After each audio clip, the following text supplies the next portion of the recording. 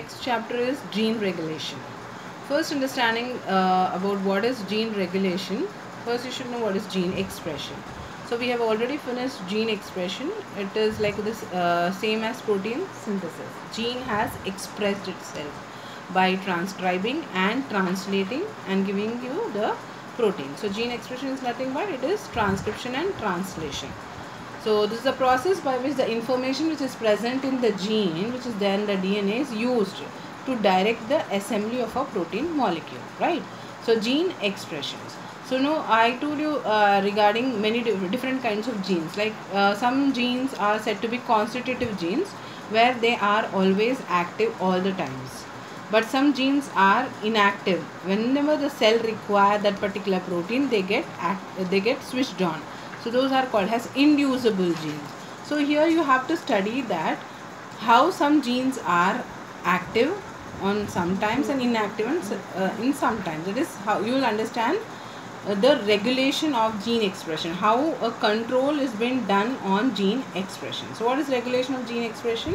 It is a mechanism by which by which the increase or the decrease of the production of the protein is being studied. So in gene regulation, like as you know, protein synthesis, you have two steps: transcription and translation. So in transcription, after that you also have one step called as post-transcriptional modification, and after translation you also have post-translational modification. So the regulation or the control of the gene expressions can, in prokaryotes, it occurs at three levels. One is a transcriptional level, the second is a translational level, the third is post-translation level. For example, a gene has been transcribed and a mRNA has been produced, but the protein for that particular mRNA is not required. So a control on that particular mRNA has been done. So the steps of regulation in prokaryotes can occur as three levels: translation, transcriptional control, translation control, and post-transcription. For example, you can see here E. coli. It is undergoing a transcription. It is giving rise to an mRNA. So transcription and translation are coupled in prokaryotes. They are not two separate events. So what happens if this particular protein is not required but at that particular time, so the cell can have a control on the mRNA, so that mRNA is not being changed to protein. So these are the levels at which the control can occur. Now in prokaryotes you have two main types of regulation. One is inducible regulation and repressible regulation. What is this inducible regulation? This inducible regulation occurs at catabolic pathways. As you know, metabolism is catabolism and anabolism.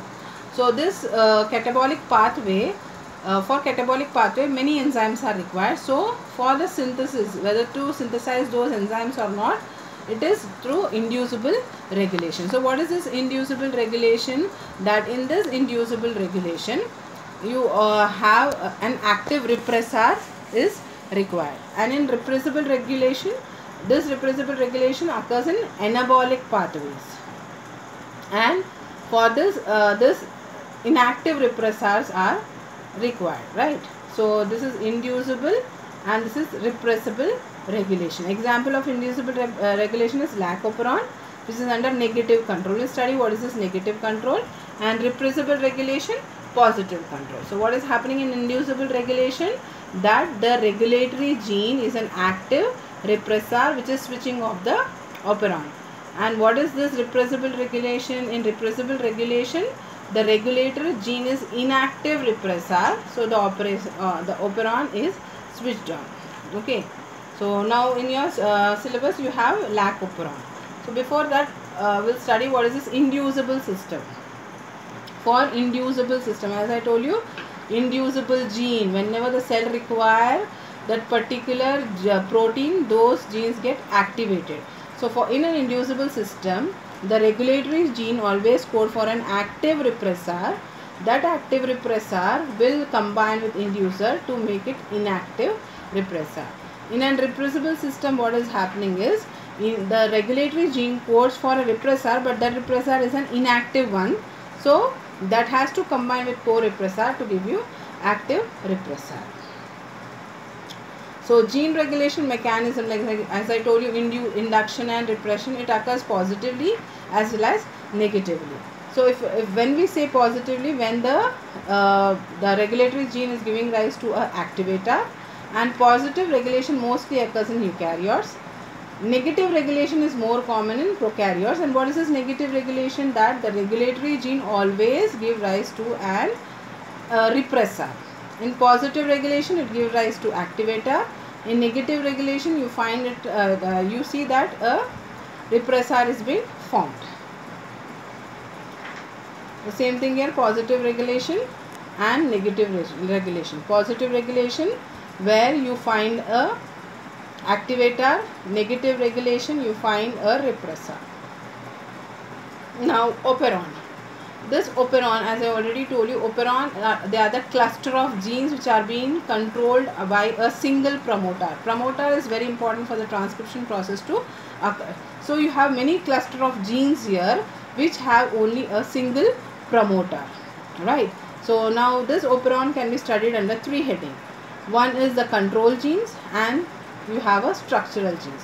What are these control genes? Control genes have promoter and operator, and structural genes are Z, Y and A. Actually this is A.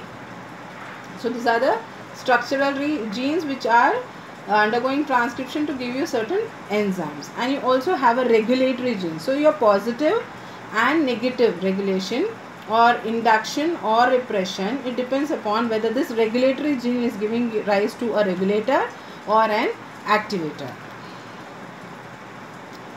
So you can see here positive and negative regulation. First I told you before also, what is this operon? You have a regulatory gene, control gene, structural genes. In control gene you have promoter and operator. Regulatory gene will either give rise to an active repressor or inactive repressor. So what is happening in positive regulation? The regulatory gene is giving rise to an activator, and that activator enhances the transcription process, right? If this activator is not there, then there will be no transcription. So positive, that means the regulatory gene is giving rise to an activator. Activator means it will actively participate and enhance the transcription process. Negative regulation, that means the regulatory gene which is present beside the promoter, it is giving rise to an active repressor which is binding onto the operator, and there is no transcription.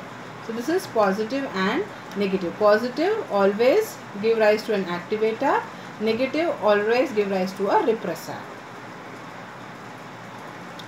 So in your syllabus you have Lac-Operon. This Lac-Operon model was first proposed by Jacob and Monod in 1961. And this is the structure of Lac-Operon. Lac-Operon means what? If you are providing lactose to the organism cannot utilize lactose readily, because lactose is a disaccharide. It's a disaccharide, so it requires an enzyme called as beta galactosidase enzyme, which can break down this lactose into glucose and galactose. So in order to study the lactose metabolism, when you provide lactose to the organism, how the genes, that is beta galactosidase enzyme, is getting activated, because it is an inducible gene. Lactose is acting as an inducer here, and then how it is able to promote the transcription. So first, before that, you need to study this operon. So in this Lac-Operon, you have a capsid. Beside this capsid you have a regulatory gene I, and then beside that you have a promoter, operator, Lac-ZY, Lac-YA, Lac-Y and Lac-A. So what is the CAP? Catabolite Activator Protein. So this is CAP side, where a CAP molecule has to come and bind. We will study what is that. So the function of the CAP protein is it promotes the RNA polymerase binding. Without RNA polymerase binding to the promoter, the transcription of ZYA will not take place. Okay.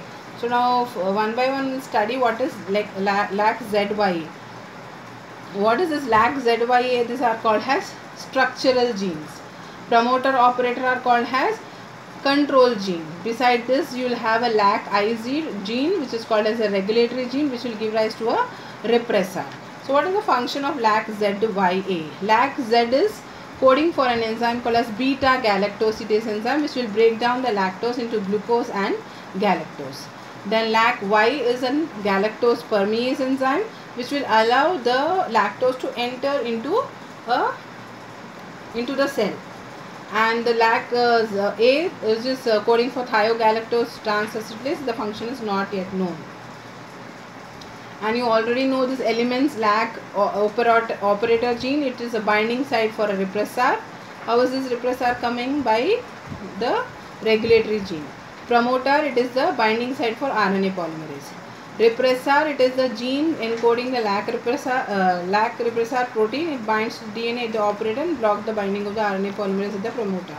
What is this LAC-I gene? It will code for a repressor protein. So this is the basic concept that the beta-galactosidase enzyme act on lactose. When you are providing lactose to the organism as a carbon source, beta-galactosidase should degrade lactose to give you glucose and galactose. So what happens when lactose is not supplied? What is the scenario of that particular operon? When lactose is not there, what happens is LAC-I. What is this LAC-I gene? It is encoding, it is undergoing a transcription and translation and giving rise to a repressor. I told you repressor is an active. So when this is not functioning, when this operon is not functioning, when lactose is not there, what happens is this operator will go and this repressor will go and bind to the operator. So when it is binding onto the operator, what is happening? RNA polymerase has to bind to the promoter. When it is binding to the promoter, it cannot further proceed. Why? Because operator is blocked by it is being blocked by repressor. So the transcription of LAC-ZYA will not take place, and the synthesis of beta-galactosidase enzyme will not take place. Why? Because lactose is not there, so it does not require that particular enzyme. So no mRNA and no proteins are being synthesized from this. Clear? When lactose is not there, LAC-I will synthesize repressor. Repressor will go and bind onto the operator. RNA polymerase will bind onto the promoter, but it cannot further proceed. Why? Because operator is blocked by repressor and no synthesis of all this will take place. But once the lactose, when you provide lactose into the media, what happens is this LAC-I is giving rise to a repressor, right? Usually this repressor has to go and bind onto the operator. But what is happening when lactose is present in the media? Lactose is being changed to one more isomer called as allolactose. That allolactose will go and bind to this allolactose will have the ability to bind to the repressor rather than when lactose is present in the media, this repressor will go and bind to the lactose. So now this repressor does not have the ability to bind onto the operator. So what is happening? RNA polymerase is coming and binding onto the promoter, and then there is no blockage onto the operator. No one is sitting onto this operator gene. So you can see LAC-ZYA is undergoing transcription, translation. So you find beta-galactosidase enzyme, galactose permease enzyme, galactose thioacetylase enzymes are being synthesized. So that is this LAC-operon is studied under negative regulation, negative inducible regulation. So when you compare, when suppose you are providing glucose and lactose in a media, what do you think the E. coli will prefer first? E. coli will prefer glucose. Why? Because glucose is readily digestible, like it can be taken up by the cells very easily.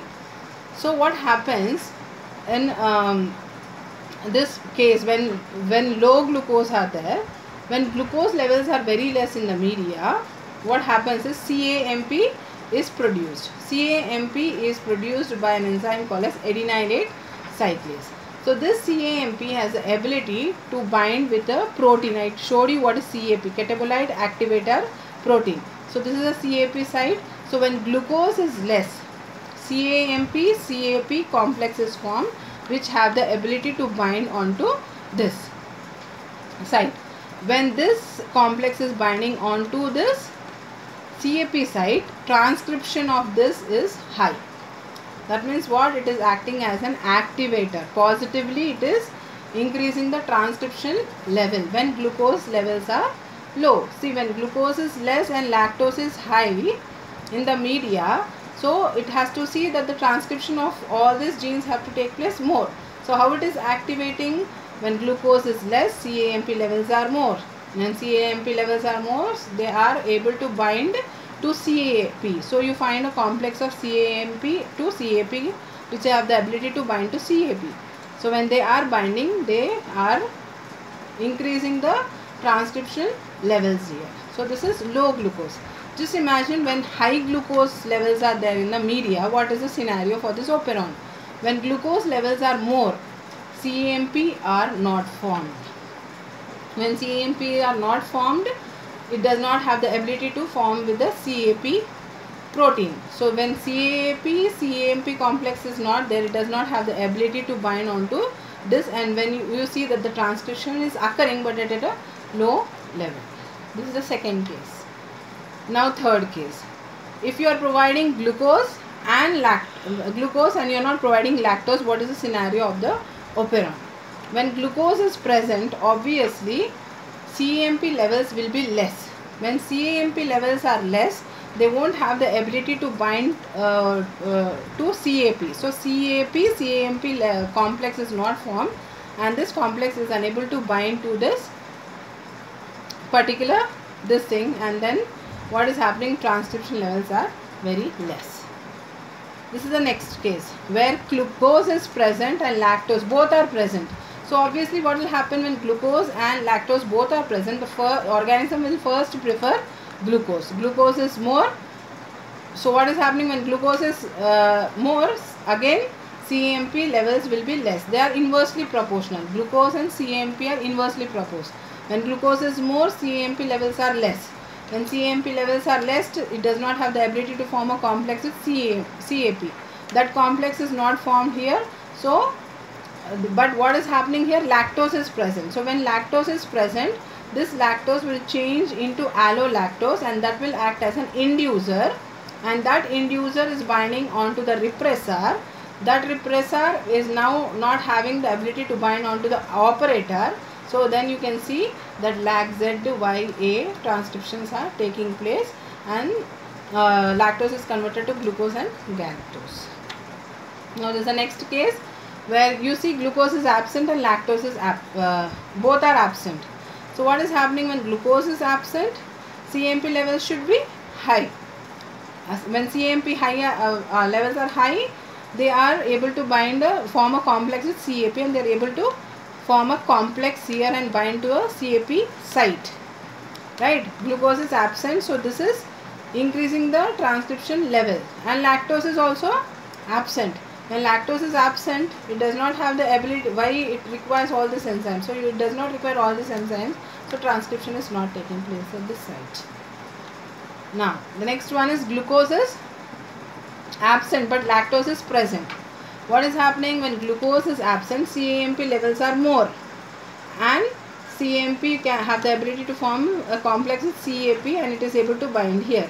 And lactose is present. Lactose is acting as an inducer, so it is able to bind with the repressor on this, and then the RNA polymerase is able to transcribe Z, Y and A, and you see the synthesis of all this.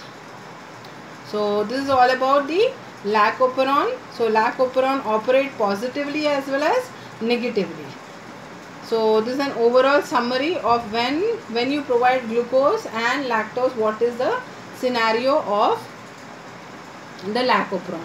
If glucose and lactose, if glucose is present, lactose is not there, CAMP CAP complex does not form. Repressor is able to bind onto the operator. There is no transcription. When glucose and lactose both are present, what is happening? You won't find any CAP complex form. Why? Because CAMP is not formed, because glucose is more here, and the repressor does not have the ability to bind. Why? Because lactose is acting as an inducer. So low level of transcription is taking place. When both are absent, you see CAP binds, repressor is able to bind, and there is no transcription here. Glucose levels are not there, but lactose is there, so CAP, CMP complex has been formed. Repressor is does not have the ability to bind to the operator, and there is strong transcription taking place of this particular site. So this is about the lac operon.